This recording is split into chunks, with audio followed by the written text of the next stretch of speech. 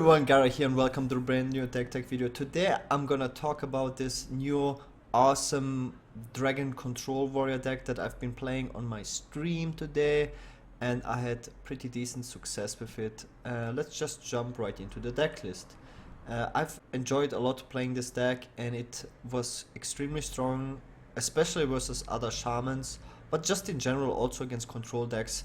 The main deck type that I was struggling with was Rhinolock, just because Rhinolock, you don't have that many removal cards in this deck. You have your Savannas, which is kind of like an indirect hard removal for big minions in late game, and you have your two Executes, but you're missing your two Shield Slams, and they're pretty awesome against Rhinolock. The same goes for the second Brawl, and if you miss your curve, then yeah, you will just get rolled over in late game by the Katoon, Enzov, Katoon, whatever, Rhinolock.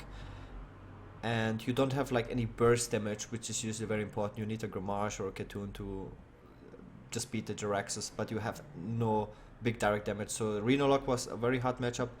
But other warriors and tempo mages, hunters and so forth were pretty favorable.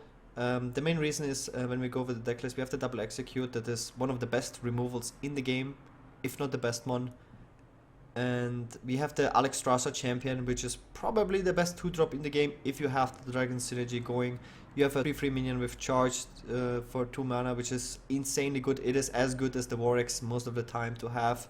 So you hard mulligan for the Warx or the Alex Strasser's champion. But we also on top of it have the Netherspite Historian, which is the new 2-drop that was introduced with the last wing of the Karazhan expansion. If you're holding a dragon in your hand, then you can discover another dragon, and discover is one of those amazing mechanics that everyone loves.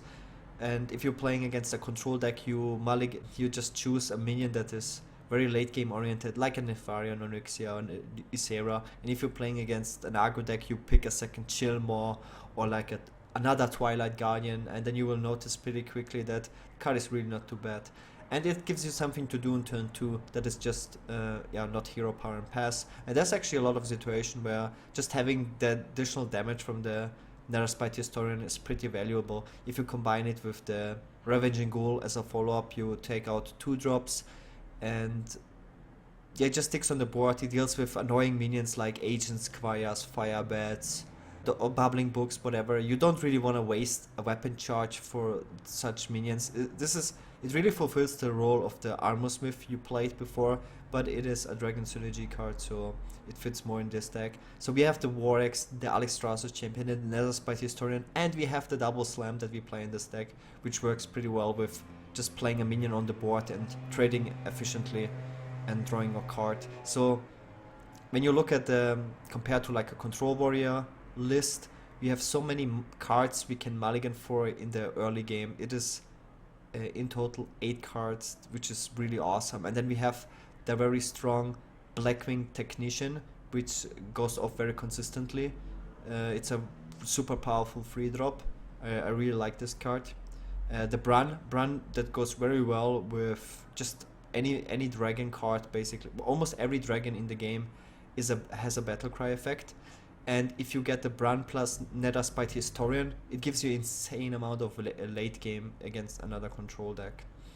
I chose to play one Revenge over the second Bash. I was playing double Bash because I was really worried about health gain, because this version of Warrior has like almost no health gain, no Armor Smiths, no Justicar, no shield blocks, nothing of that sort. So but sometimes Bash just feels a little bit of clunky. It goes also very well with the Zudrake, but I think that against Hunters Highman is still a big problem to deal with, so I chose to just go for the Revenge. So if you're behind on board, if you miss your curve, then Revenge is a nice card to bounce back. So we have the Bash, the nice 3-drop curve with the Blackwing Technician's Brun and the Ravaging Ghouls, and we have the Twilight Guardian, which is an amazing 4-drop. We have the Azure Drake for card draw, and every good control deck needs card draw. And we have the Blackwing Corruptor, which is an insane tempo card, especially against aggro. And with the new card Bookworm, which I absolutely fell in love with. It's my favorite card of the expansion so far. It gives you this 6-drop dragon, which you really needed for dragon consistency, dragon control decks. So we play the Bookworm, which is another anti-aggro card. So you'll see very quickly we play very strong early game curve to control contest other mid-range / aggro decks, and we transition into mid-game where we play taunts like Twilight Guardian and then remove the board with Blackwing Corruptor and Bookworm. It's very strong against other aggressive and mid-range decks.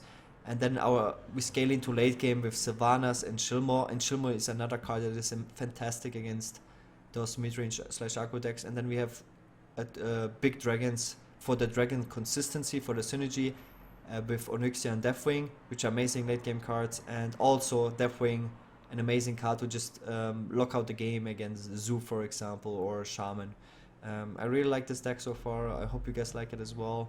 Let me know when you test it what you guys think, and yeah, I hope you guys like it, and see you guys in the next video. Peace.